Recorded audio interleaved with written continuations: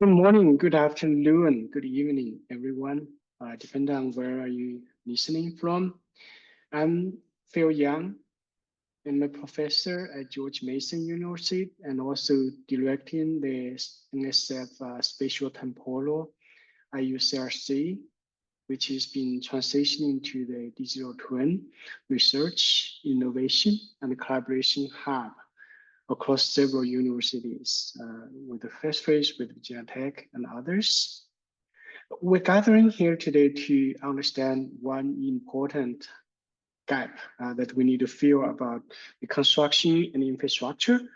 We understand that since the 21st century, many grand projects were constructed for different infrastructure, highways, high-speed trains, transportation hubs, and we have been building the digital twins to replicate those construction projects before they are in operation or before they have been constructed.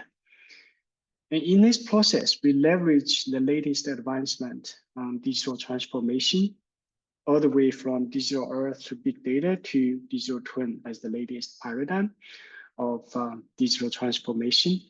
For many of these infrastructure construction projects, the project itself has a basic information on design facing the public. One of the biggest part of the projects, the financial side, is not fully transparent, which made it very hard to analyze and understand the cost, the spending, and the benefit of the projects to stakeholders. One of the impediment of making them transparent is the lack of financial data standard, especially application for payment.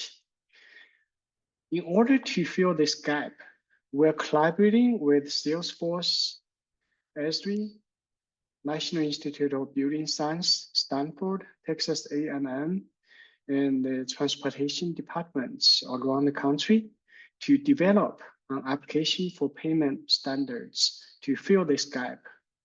And this will help us make the grand projects transparency for infrastructure construction, and also help us advance the digital twins to better support us in designing, making decision, and look at accountability for the infrastructure projects.